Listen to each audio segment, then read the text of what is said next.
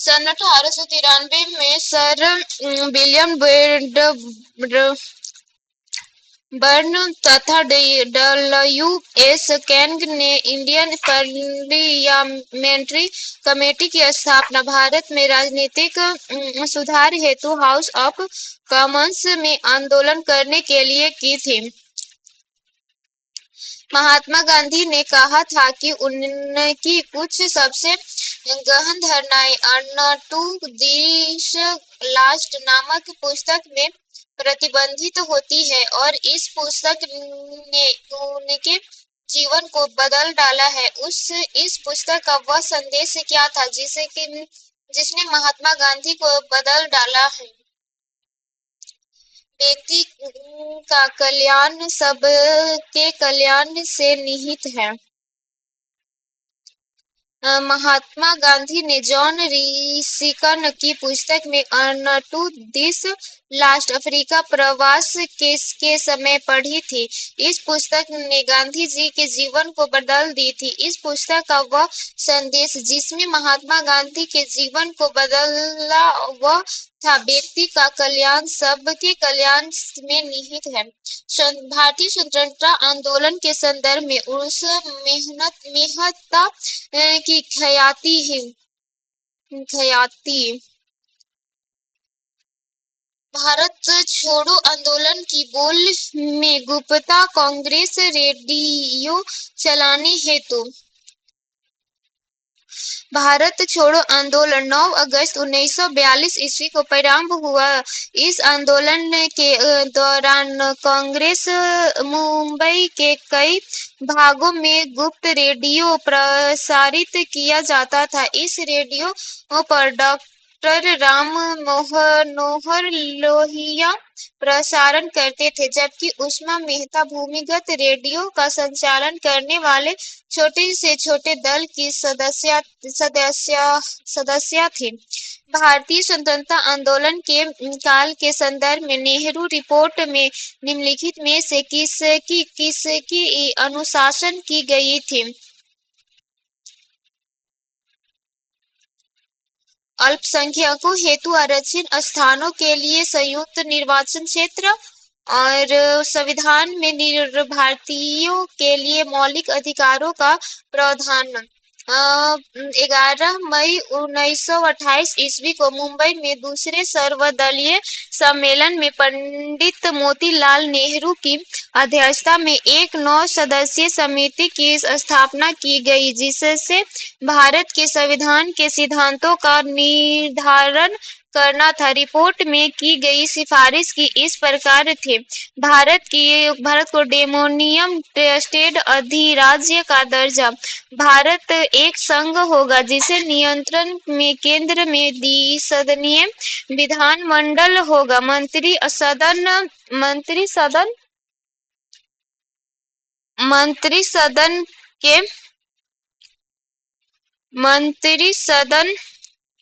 के प्रति उत्तरदायी होगा। गवर्नर जनरल की स्थिति संवैधानिक मुखिया होगी। सांप्रदायिक आधार पर पृथक निर्वाचन मंडल की मांग अस्वीकार कर दी गई है। नागरिक को परिभाषित करते हुए मूल अधिकारों का प्रतिपादन किया गया। भारत का भूगोल, भौतिक संरचना, अपवाह तंत्र, मानव भूगोल। 2 महत्वपूर्ण नदियां जिसमें से एक का स्रोत झारखंड में है और जो उड़ीसा से दूसरे नाम से जानी जाती है, तथा दूसरी जिसका स्रोत उड़ीसा में है, समुद्र के प्रवाह करने से पूर्व एक ऐसी स्थान पर संगम करती है जो बंगाल की खाड़ी से कुछ ही दूर है। यह वन्य जीव तथा जैव विविधताओं का प्रमुख स्थल है और सुरक्षित क्षेत्र है। निम्नलिखित में से कौन सा स्थल है? भितरकनिका नामक स्थान पर ब्राह्मणी और वैतरणी नदी समुद्र से गिरने से पहले मिलती है। वन्य जीव तथा जैव विविधता से परित क्षेत्र के रूप में भितरकनिका विख्यात है। झारखंड में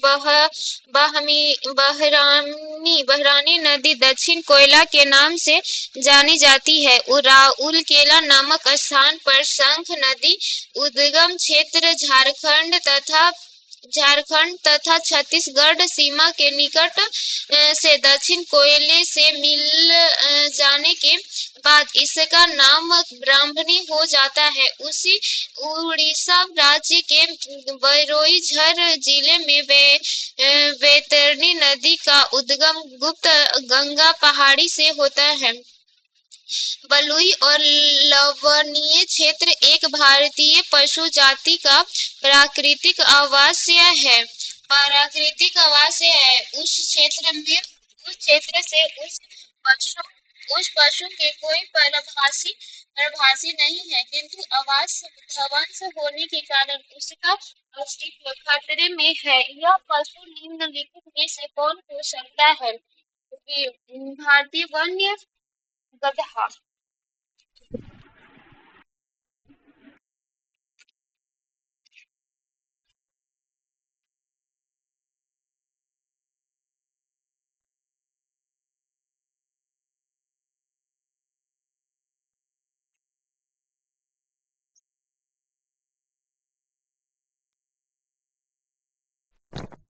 बलुई और लवणीय क्षेत्र एक भारतीय पशु जाति का प्राकृतिक पशु जाति का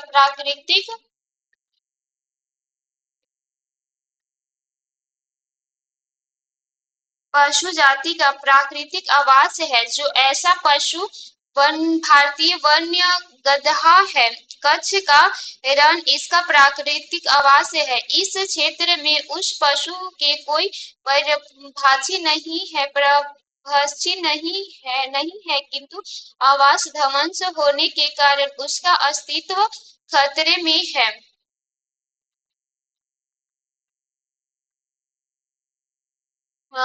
मृदा लवणी भंग मृदा में एकत्रित संचित जल के वनस्पतिकृत होने के पीछे छूटे नमक और खनिज से उत्पन्न होता है।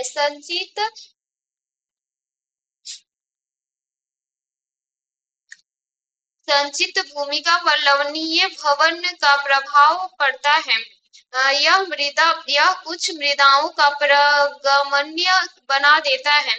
मृदा का लवणीय भवन मृदा में एकत्रित संचित जल के वाष्पीकृत होने से पीछे छूटे नमक और खनिज से उत्पन्न होता है। संचित भूमि पर लवणीय भवन होने के कारण मृदा अपरगम्य बन जाती है।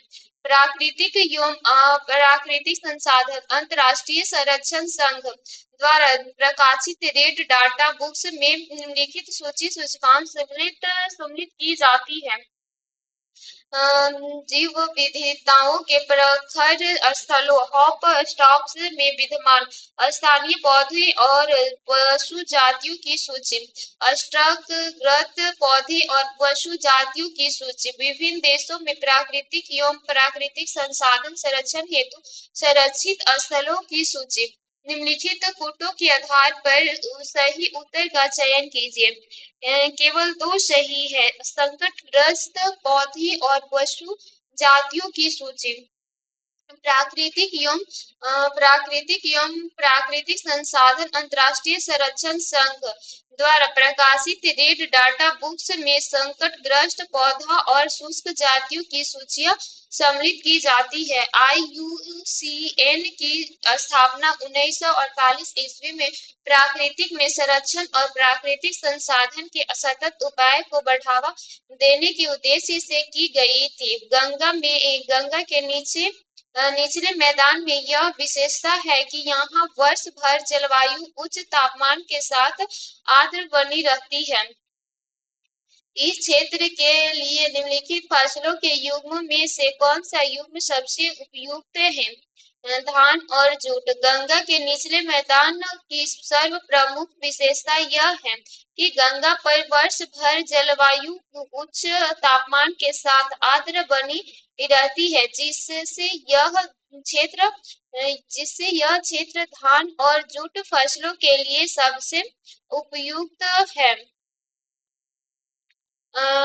तिब्बत में उत्पादित पाने वाली ब्रह्मपुत्र, इरावती और मैकांग नदी अपने ऊपरी पट्टों में संक्रमित और सश्मार्त पर्वत श्रेणी से होकर प्रवाहित होती है। इन नदियों में ब्रह्मपुत्र भारत में प्रविष्ट होने से ठीक पहले अपने प्रवाह में एक यू-टर्न लेती है। यह यू-टर्न क्यों बनता है?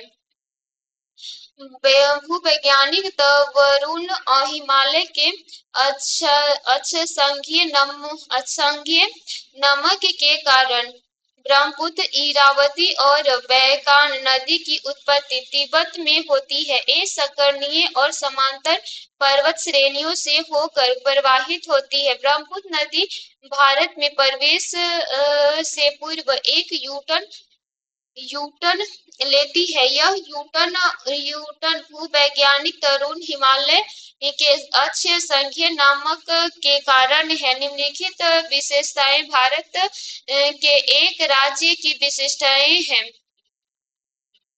उसका उत्तरी भाग शुष्क एवं अर्धशुष्क है। उसके मध्य भाग में वापस का उत्पादक होता है। उस राज्य में खाद्य फसलों की तुलना में नकदी फसलों की खेती अधिक होती है। उपयुक्त में से सभी विशिष्टताएं निम्नलिखित में से किस एक राज्य में पाई जाती है? गुजरात में। गुजरात का उत्तरीय भाग शुष्क एवं अर्धशुष्क है। इसके मध्य भाग में कपास का उत्पादन होता है तथा यहाँ पर खाद्य फसलों की तुलना में नकदी या व्यापारिक फसलों की अधिक खेती की जाती है। इसका गुजरात वर्तमान अस्तित्व 1 मई 1960 ईस्वी को आया। यह भारत के पश्चिमी तट पर स्थित है। यहाँ की मुख्य फसल तंबाकू, कपास एवं मूंगफली है। मानसून वन मिट्टी सिंचाई परियोजना कृषि सूक्ष्म सिंचाई की पद्धति के संदर्भ में निम्नलिखित में से कौन से कथन सही है? मृदा से उर्वरक पोषक हानि कम की जा सकती है। यह वर्षाधीन खेती की सिंचाई का एकमात्र साधन है। इससे कुछ क्षेत्रों में भौम जल स्तर को कम होने से रोका जा सकता है। 1 और 3 यह वसंत खेती की सिंचाई का एकमात्र साधन नहीं है, ये गलत है और बाकी 1 और 3 सही है। व्याख्या सूची पद्धति की आधुनिक उत्कृष्ट तकनीकी में से एक का इसके द्वारा मृदा उर्वरक पोषक हानि कम की जा सकती है तथा इसके कुछ कृषि क्षेत्रों में भौम जल स्तर को कम होने से रोका जा सकता है। खनिज शक्ति संसाधन एवं उद्योग एवं व्यापार। निम्नलिखित राज्यों में से किस राज्य में ऐसी सर्वोपयुक्त जलवायु स्थिति उपलब्ध है? इसमें से न्यूनतम लागत से आर्किड की विधि किस्म खेती हो सकती है और वह इस क्षेत्र में निर्यातात्मक उद्योग विकसित कर सकता है। अरुणाचल प्रदेश राज्य में सर्वोत्तम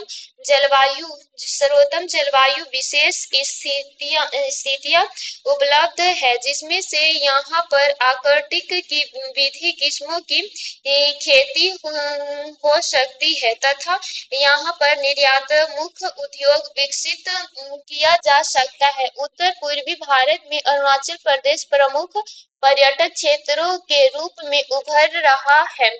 इसे प्राकृतिक का खजाना और आर्कटिक की विविध किस्म का घर माना जाता है। विश्व का भूगोल ब्रह्मांड ब्रह्मांड एवं सौरमंडल ब्रह्मांड एवं सौरमंडल पृथ्वी के चारों ओर परिक्रमा कर रहा है। कृत्रिम उपग्रह पृथ्वी पर नीचे नीचे नहीं गिरता क्योंकि पृथ्वी का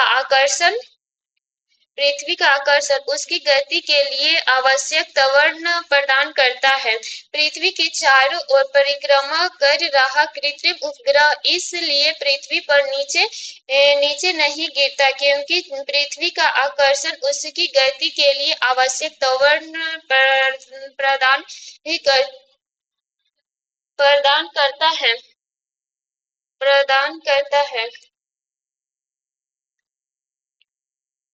त्वरण प्रदान करता है। पृथ्वी के चारों ओर परिक्रमा करते हुए कृत्रिम उपग्रह पर दो प्रकार के बल कार्य करते हैं।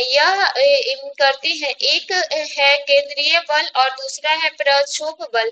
गोलाकार पृथ्वी का गुरुत्वाकर्षण बल केंद्रीय बल होता है जिसके कारण उपग्रह अपनी गति के लिए आवश्यक अपकेंद्रीय त्वरण प्राप्त कर पृथ्वी की वृत्तीय अथवा दीर्घवृत्तीय कक्ष में परिक्रमा करता है और पृथ्वी पर नीचे नहीं गिरता है। क्षुद्र ग्रह तथा धूमकेतु के बीच का अंतर होता है। क्षुद्र ग्रह लघु चट्टानी अंगराहिकाएं प्लेनेटाडाइट है जबकि धूमकेतु हिमशीत गैसों में निर्मित होता है जिन्होंने चट्टानी और धातु अर्थात आपस में बंधे रहते हैं। क्षुद्र अधिकांश बृहस्पति और मंगल के परिक्रमा पथों के बीच पाया जाता है जबकि धूमकेतु अधिकांश शुक्र और बुध के बीच पाए जाते हैं।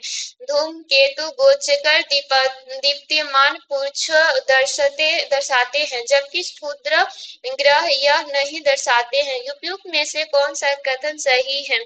केवल 1 और 3 सही है। मंगल और बृहस्पति ग्रह की कक्षाओं के बीच छोटा आकाशीय पिंड है जो सूर्य की परिक्रमा करते रहते हैं उसे क्षुद्र ग्रह कहते हैं। खगोलीय शास्त्र के अनुसार ग्रहों के विस्फोट के फलस्वरूप टूटे टुकड़ों से क्षुद्र ग्रह का निर्माण हुआ है। सौरमंडल के छोर पर बहुत ही छोटे अरबों पिंड विद्यमान है जो धूमकेतु या पुच्छल तारों कहलाते हैं।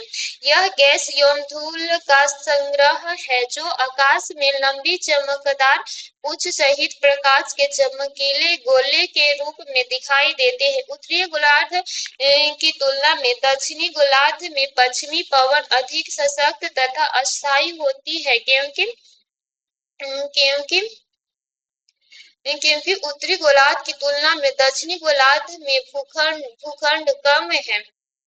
उत्तरीय गोलार्ध की तुलना में दक्षिणी गोलार्ध पश्चिमी पवन अधिक सशक्त तथा अस्थायी होती है क्योंकि दक्षिणी गोलार्ध में जल भाग अधिक होने के कारण 40 डिग्री से 60 डिग्री अक्षांशों में पवनें बिना किसी रुकावट के प्रचंड वेग से चलित है जबकि उत्तरी गोलार्ध में स्थल भाग की अधिकता होने के कारण ये पवनें अनियमित रूप से चलती है।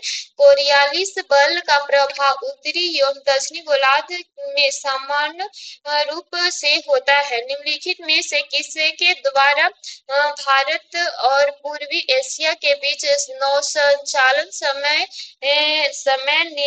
नेविगेशन टाइम और दूरी अत्यधिक कम किए जा सकते हैं? मलेशिया और इंडोनेशिया के बीच मलक्का जलमंडलमध्य को अधिक गहरा बनकर सियाम खाड़ी और अंडमान सागर के बीच का भूमध्यसागरीय जलमंडलमध्य में पड़ा। नई नहरें खोलकर। उपयुक्त में से कौन सा कथन सही है? केवल दो। सियाम खाड़ी और अंडमान सागर के बीच की भूसिंधि या जलमर्द के पार नई नहरें खोलकर भारत और पूर्वी एशिया के बीच संचालन समय और दूरी को अत्यधिक कम किया जा सकता है। निम्नलिखित कथनों पर विचार कीजिए। उच्च स्तर अक्षांशों की तुलना में निम्नलिखित अक्षांशों में जीवत विधि सामान्य अधिक होती है। पर्वतीय परिवर्तनाओं ग्रेडियंट्स में उच्चतर उत्तरायणों की तुलना में निरंतर उत्तरायणों में जीव विधियां सामान्य अधिक होती है। उपयुक्त में से कौन सा कथन सही है? एक और दो दोनों सही हैं। पर्वतीय क्षेत्र में उच्चतर उच्चतांशों की अपेक्षा निरंतर उच्चतांशों में जैव विविधता साधारणतया अधिक होती है तथा उच्च अक्षांशों की अपेक्षा निम्नतर अक्षांशों में जीव विविधता सामान्य अधिक होती है। स्थलमंडल। हाल में संयुक्त राज्य अमेरिका ने ऑस्ट्रेलिया समूह तथा बेसिनाल व्यवस्था के नाम से ज्ञात बहुपक्षीय निर्यात नियंत्रण व्यवस्था में भारत के सदस्य बनाए जाने को समर्थन देने का निर्णय लिया। इन्हीं दोनों व्यवस्थाओं के बीच का क्या अंतर है? ऑस्ट्रेलिया समूह का एक औपचारिक व्यवस्था है जिसका लक्ष्य निर्यातक देशों द्वारा रासायनिक तथा जैविक हथियारों को प्रबंधन में सहायक होने के जोखिम में न्यूनीकृत करना है, जबकि वेसेलार व्यवस्था के अंतर्गत गठित औपचारिक समूह है जिसके समान लक्ष्य है। ऑस्ट्रेलिया समूह के सहभागी मुख्य एशियाई, अफ्रीका और उत्तरी अमेरिका के देश हैं, जबकि वेसेलार व्यवस्था के सहभागी मुख्य यूरोपीय संघ और अमेरिकी महाद्वीपों के देश हैं। उपयुक्त में से कौन सा कथन सही है? एक ना तो एक और न ही दो। ऑस्ट्रेलिया समूह 1985 ईस्वी में स्थापित अनौपचारिक समूह है जिसमें 43 सदस्य है, जिसमें यूरोपीय संघ के सभी 27 सदस्य शामिल है। इसका लक्ष्य निर्यातक देशों द्वारा रासायनिक तथा जैविक हथियारों को प्रबंधन में सहायता देने के जोखिम को न्यूनीकृत करना है। वेसेनार व्यवस्था बहु-स्तरीय निर्यातक नियंत्रण व्यवस्था है। इसके 42 सदस्य देश हैं, जिसमें मुख्य यूरोपीय संघ और अमेरिकी महाद्वीपों के देश, एशिया में जापान और अफ्रीका में से दक्षिण अफ्रीका शामिल है। 2004 की सुनामी ने लोगों को यह महसूस करा दिया कि ग्रांड मैक्रो तटीय आपदाओं के विरुद्ध विश्वसनीय सुरक्षा बड़े का कार्य कर सकते हैं। ग्रांड सुरक्षा बड़े के रूप में किस प्रकार कार्य करते हैं? गराना के वृक्ष अपनी सघन जड़ों के कारण तूफान और ज्वार भाटे से नहीं उखड़ते हैं। मैंग्रोव वन सुनामी और चक्रवात जैसी तटीय आपदाओं के विरुद्ध विश्वसनीय सुरक्षा बाड़े का कार्य करते हैं, क्योंकि ये वृक्ष अपनी सघन जड़ों के कारण तूफान और ज्वार भाटे से नहीं उखड़ते हैं। इससे इसका प्रभाव स्थल तक नहीं पहुंच पाता है, जो स्थल के लिए सुरक्षा कवच का कार्य करते हैं। अफ्रीका और यूरेशियाई मरुस्थलीय क्षेत्र के निर्माण का के मुख्य कारण क्या क्या हो सकते हैं? यह उपोष्ण उच्च दाब कोशिकाओं हाई प्रेशर सेल में अवस्थित है। यह उष्ण महासागर धाराओं के प्रभाव क्षेत्रों में पड़ता है। इस संदर्भ में उपयुक्त में से कौन सा से कथन सही है? केवल एक। व्यापारिक पवनों की आर्द्रता की पहुंच से दूरी, महाद्वीपों अथवा बड़े स्थलों के पश्चिमी किनारों पर अवस्थित तथा ठंडी ठंडी धाराओं का प्रभाव, अफ्रीका और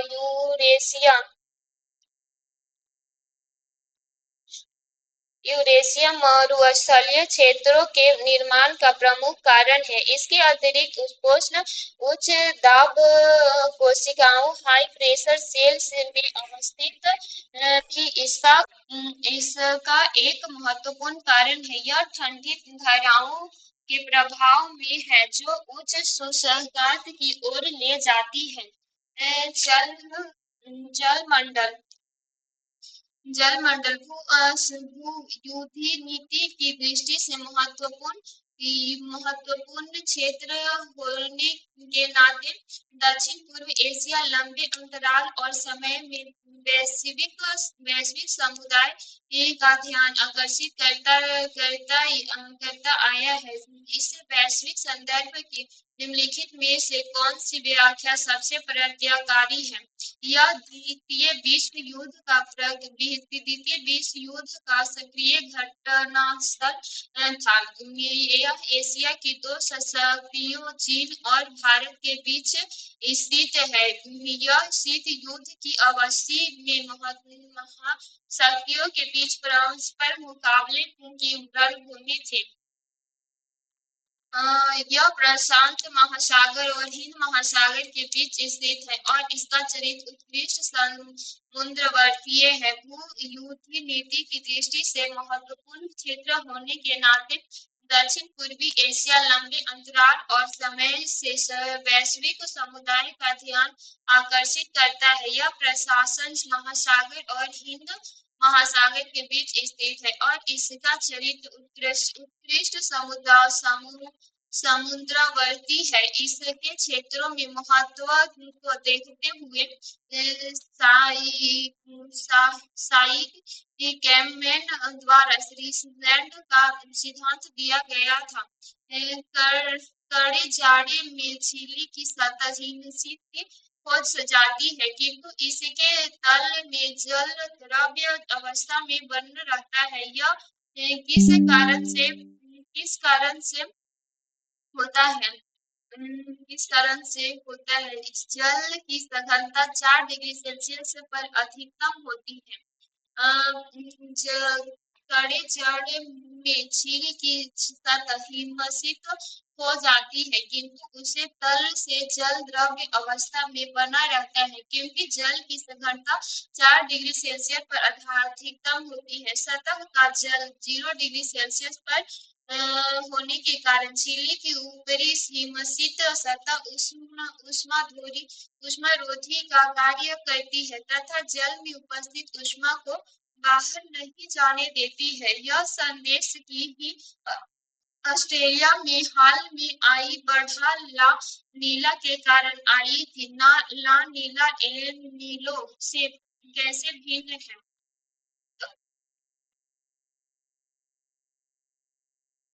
युग में से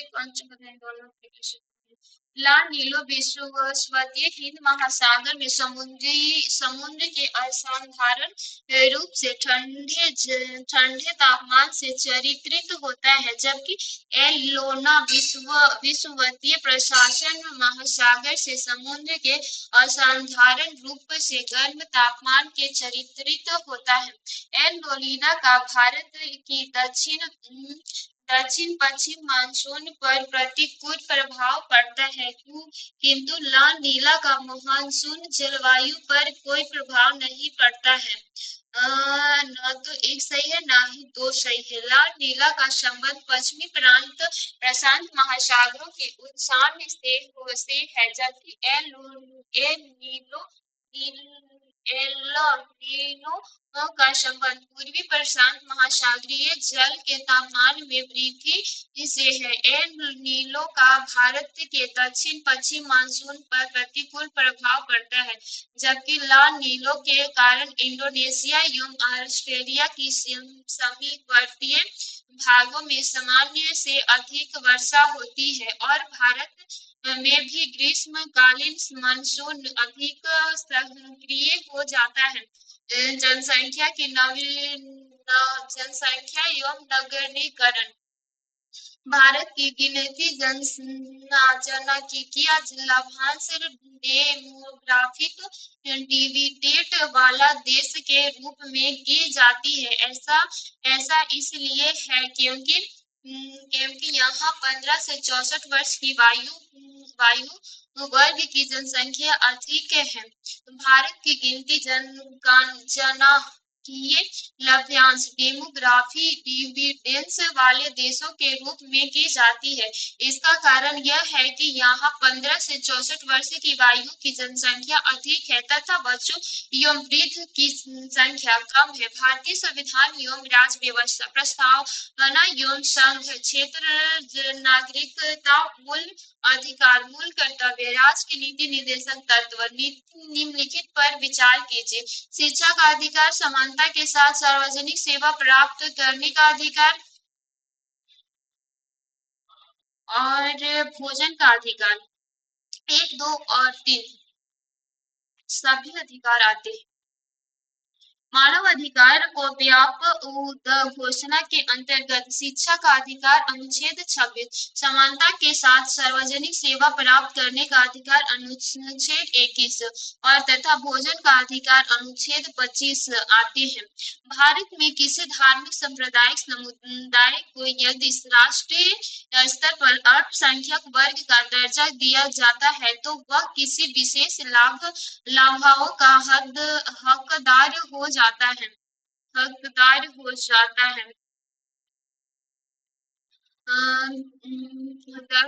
यह सांप्रदायिक समुदाय की विशेषता शैक्षणिक संस्थाओं की स्थापना और संचार कर सकता है और यह सांप्रदायिक समुदाय प्रधानमंत्री के 15 पॉइंट कार्यक्रम का लाभ प्राप्त कर सकता है।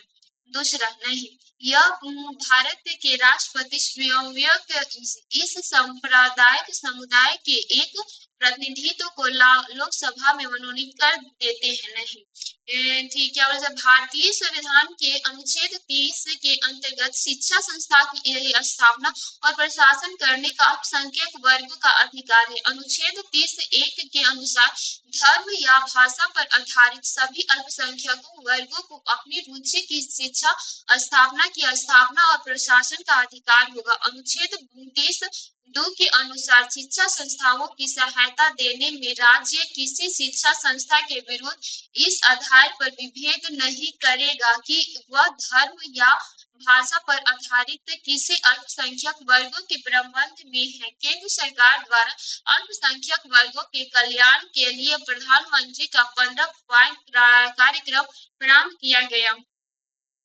संघ एवं राज्य की कार्यपालिका आपात उपबंधन। भारत की संचित निधि से निधि निकालने के लिए निम्नलिखित में से किसका अनुमोदन अनिवार्य है? भारतीय संसद का। भारत में संचित निधि से निधि निकालने के लिए भारत की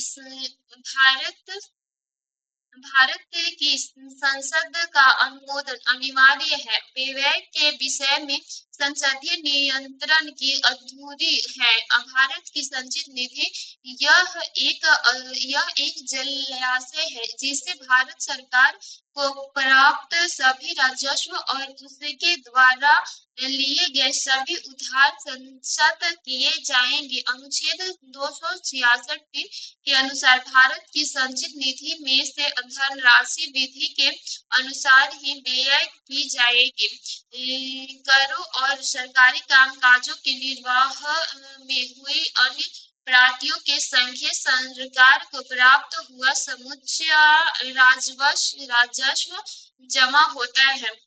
भारत की संचित निधि में करों और सरकारी कामकाज के निर्वाह में हुई अन्य प्राप्तियों से संघीय सरकार को प्राप्त हुआ समूचा राजस्व भारत की संचित निधि में जमा होता है। अनुच्छेद 266(1) के अनुसार अनुच्छेद 267 के उपबंधों के तथा कुछ करों और शुल्कों के सूचक आगमन पूर्ण या भागत राज्यों को सौंप दिए जाने के संबंध में इस अध्याय के उपबंधों के अधीन रखते हुए भारत सरकार को प्राप्त सभी राजस्व उस सरकार द्वारा राज्य हड्डियों निर्मित करके उधार द्वारा अर्थों व अग्रिमों द्वारा लिए गए सभी उधार और उधारों के प्रति संदाय में उस सरकार को प्राप्त सभी धनराशियों की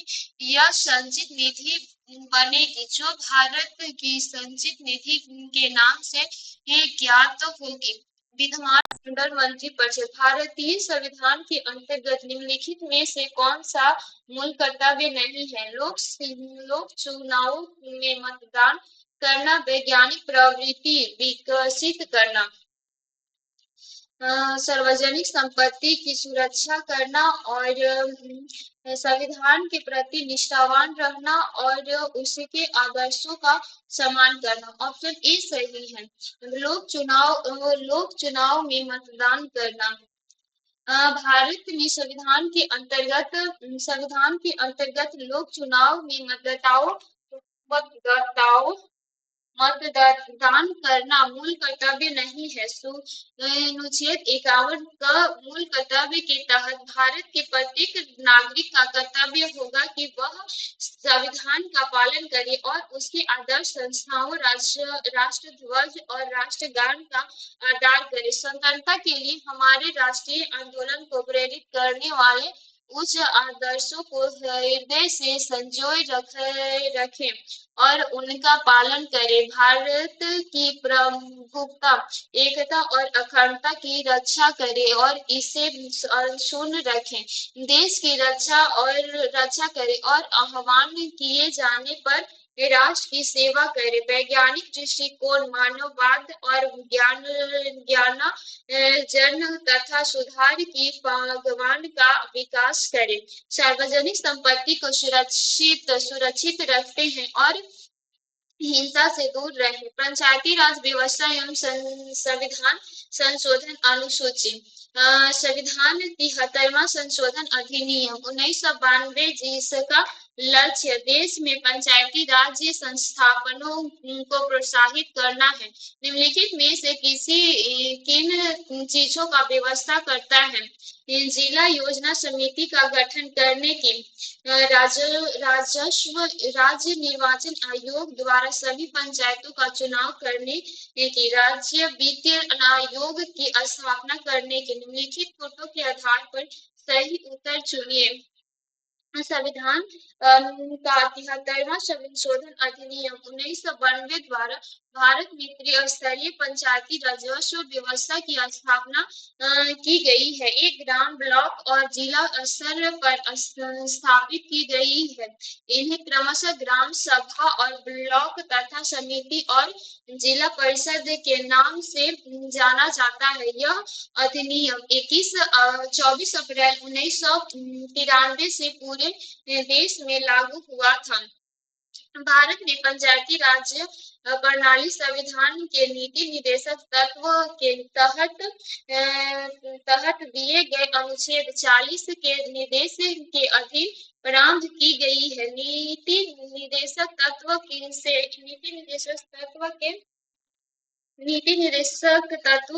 इस अनुच्छेद में ग्राम पंचायतों का गठन करने और उन्हें स्वतंत्र शासन की शक्ति प्रदान करने हेतु कदम उठाने का प्रावधान किया गया है। पंचायतों के लिए संविधान 73वीं संशोधन अधिनियम 1992 द्वारा निम्न के प्रावधान है। राज्य निर्वाचन आयोग अनुच्छेद 243 के राज्य वित्तीय आयोग अनुच्छेद 243 एक है, परंतु जिला आयोजन समिति का गठन अनुच्छेद 243 जेड डी 74वां संविधान संशोधन के तहत किया गया था। अतः इस प्रश्न का उत्तर विकल्प सी सही होना चाहिए। भारत में विकलांग व्यक्तियों की संख्या लाखों में है। वैधानिक स्तर पर उन्हें कौन से लाभ उपलब्ध हैं? भारत का चलाया जा रहे स्कूलों में 18 वर्ष की आयु तक निःशुल्क शिक्षा व्यवस्था स्थापित करने के लिए वरीयता से भूमिका आवंटन, सार्वजनिक भवनों में ढाल की उपलब्धता होना। उपयुक्त में से कौन सा कथन सही है? 1, 2 और 3 सभी सही है।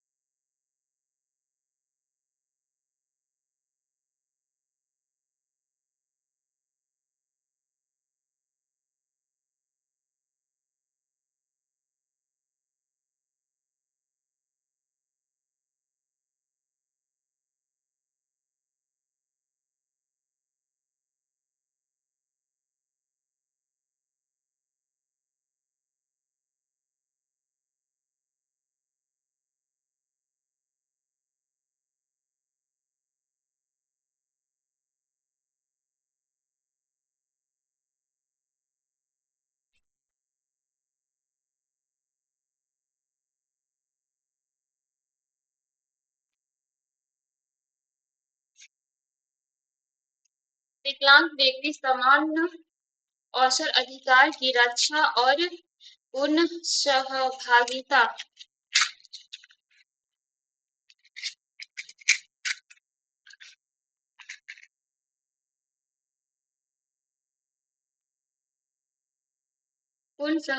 अधिनियम 1995 नामक कानून फरवरी 1996 में लागू किया गया है। इस कानून के तहत केंद्र सरकार राज्य स्तर पर विकलांग के पुनर्वास को बढ़ावा देने वाले कार्यक्रमों जैसे शिक्षा और रोजगार और व्यावसायिक परीक्षण अनुकूल परिवेश का निर्माण, विकलांगों के लिए पुनर्वास सेवाओं का प्रावधान, संस्थागत सेवा और सहायता, सामाजिक सुरक्षा उपाय जैसे केंद्र और राज्य दोनों स्तरों पर बेरोजगारी भत्ता तथा शिकायत निर्माण तंत्र आधारित बातों पर ध्यान दिया गया है। इसी के अंतर्गत विकलांग बच्चों को 18 वर्ष की आयु तक अनिवार्य शिक्षा का प्रावधान है तथा व्यवसाय स्थापित करने के लिए वरीयता से भूमि का आवंटन का सार्वजनिक भवन में ढाल की उपलब्धता का भी प्रावधान किया गया है। निम्नलिखित कथनों पर विचार कीजिए। भारत में सरकार योजना समिति भारतीय संविधान के प्रावधान के अंतर्गत गठित होती है। उन महासागरों के क्षेत्र के लिए विकास योजना पर रूप तैयार करती है। उप महासागरीय क्षेत्रों में सरकार की प्रायोजित योजनाओं को लागू करने का पूर्ण दायित्व पूरा करती है। उपयुक्त में से कौन सा कथन सही है? 1 और 2 दोनों। भारतीय संविधान के अनुच्छेद 243 जेड ई के महासागर योजना के लिए समिति के गठन का प्रावधान है। इसके अनुसार प्रत्येक महासागर क्षेत्र संपूर्ण महासागर क्षेत्र के लिए विकास योजना प्रारूप तैयार करने के लिए एक महासागर योजना समिति का गठन किया जाएगा। भारत के वित्तीय आयोग के संदर्भ में निम्नलिखित में से कौन सा एक कथन सही है? अवसंरचना विकास हेतु विदेशी पूंजी अंतर्प्रवाह प्रोत्साहित करता है। वह सार्वजनिक क्षेत्र प्रतिष्ठानों में समुचित वित्तीय विवरण को सुगम बनाता है। वह वित्तीय प्रशासन और पारदर्शिता सुनिश्चित करता है। इस संदर्भ में उपयुक्त ए, बी और सी, डी कथनों में से कौन सा सही है? ऑप्शन डी सही है। इस संदर्भ में ए, बी, सी, डी कथनों में से कोई सही नहीं है।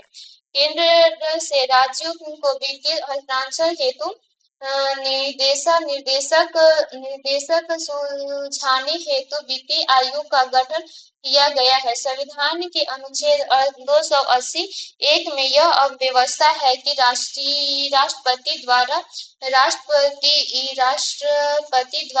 प्रत्येक 5 वर्ष के पश्चात आवश्यकता पड़ने पर उससे पूर्व एक वित्त आयोग की गठन किया जाएगा, जिसमें से अध्यक्ष की अतिरिक्त 4 अन्य सदस्य होंगे। अनुच्छेद 288(3) के अनुसार आयोग का कार्य कर्तव्य होगा कि वह राष्ट्रपति को निम्नलिखित के संबंधों में अपनी सूचनाएं दे। केंद्र तथा राज्यों के बीच विभाजनीय करों से प्राप्त शुद्ध राजस्व का वितरण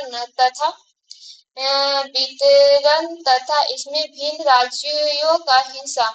भारत के संचित निधि में से राज्यों के राजस्व में सहायता अनुदान को सम्मिलित करने वाले सिद्धांतों के बारे में राज्य के वित्तीय आयोग द्वारा की गई सिफारिश के आधार पर राज्यों के नगरपालिकाओं के संसाधनों के अनुपूर्ति के लिए किसी राज्य की संचित निधि के संवर्धन के लिए आवश्यक अध्यायुपायोग के बारे में है। दृढ़ वित्तीय के हित में राष्ट्रपति द्वारा आयोग को निर्देशित किया गया है। अन्य कोई मामला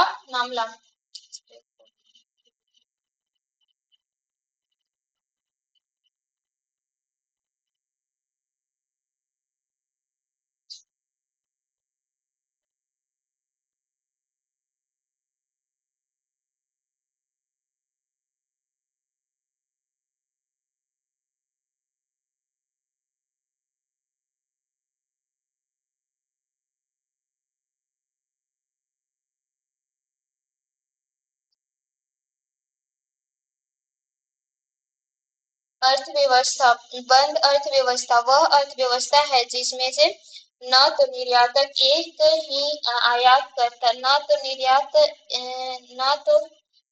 नहीं तो आयात। बंद अर्थव्यवस्था वह अर्थव्यवस्था है जहां न तो आयात होता है और न तो निर्यात होता है। अर्थात बंद अर्थव्यवस्था वह अर्थव्यवस्था है जो वस्तुओं, सेवाओं इत्यादि के आयात निर्यात को बंद रखता है। अतः डी सही है। भारतीय अर्थव्यवस्था के संदर्भ में निम्नलिखित कथनों पर विचार कीजिए। विगत 5 वर्षों में सकल घरेलू उत्पादन की वृद्धि दर सतत रूप से बढ़ी है। विगत 5 वर्षों के प्रति व्यक्ति आय की वृद्धि दर सतत रूप से बढ़ी है। उपयुक्त में से कौन सा कथन सही है? न तो एक सही है और न ही दो सही है। आधार मूल्य 2004 से 5 पर प्रति व्यक्ति आय तथा सकल घरेलू उत्पादन जीडीपी की वृद्धि दर इस प्रकार है। पीसीआई प्रति व्यक्ति आय 7.8, 8.1 और 4.9 और 6.1, 6.6। जीडीपी सकल घरेलू उत्पादन 9.6, 9.2, 6.9, 8.0, 8.6। घरेलू उत्पाद। उपयुक्त तालिका देखने से स्पष्ट हो जाता है कि न तो प्रति व्यक्ति आय और न ही सकल घरेलू उत्पाद विगत 5 वर्षों में लगातार बढ़ा है। वर्तमान में मूल्य आधार मूल्यधार 2011 से 12 है। भारत में निम्नलिखित में से किसी की कृषि तथा संबद्ध गतिविधियों में ऋण के विवरण में सबसे अधिक हिस्सेदारी है? वाणिज्य बैंक की।